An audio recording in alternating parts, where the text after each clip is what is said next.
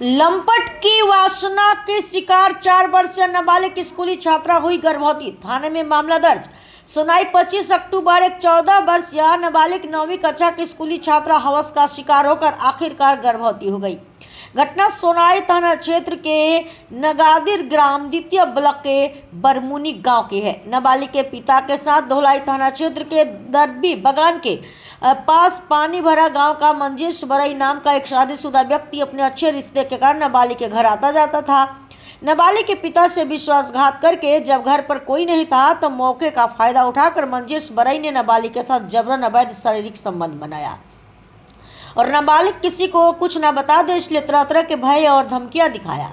मालूम हो कि मंजेश की पत्नी और 2 बच्चे हैं। फिलहाल नाबालिग 9 माह की गर्भवती है। नाबालिग की मां ने नरसिंहपुर जन कल्याण महिला समिति के साथ सोनाई थाने में मामला दर्ज कराया। मुकदमा दायर करने के दौरान विधाननाथ के साथ जन कल्याण महिला समिति के अध्यक्ष चंपा दास और संपादिका रूपा नाथ और महिला समिति की अन्य सदस्य उपस्थित थे।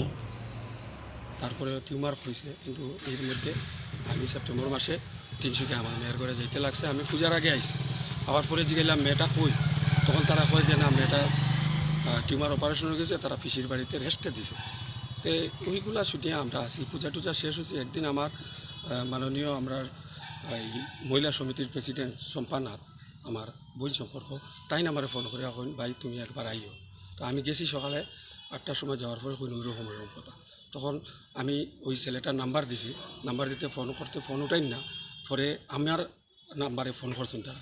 তখন আমি প্রেসিডেন্টে দিয়া মহিলা কমিটির প্রেসিডেন্টে কথা কইছেন এবং ছেলেটারেও কথা কইছেন। তারপরে এ ধরা পড়ছে যে মেয়েটা প্রেগনেন্ট।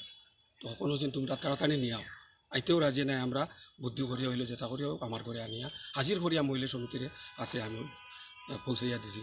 আর মহিলা কমিটির কাছে আমি বিচার চাইছি যে যাতে সুন্দরভাবে মেয়েটাই নিয়ে পায় এবং যে এই খারাপ কাজ করছে তার নাম ফুটিয়ে উঠছে মঞ্জেশ বারই, তার যাতে উপযুক্ত শাস্তি হয়ে আমি বিচার চাই। মেয়েটার কীরকম অবস্থা বর্তমানে? মেয়েটা খুব উইকনেস, তারা লুকাইয়া রাখছে, ভালো খাওয়াইছে না।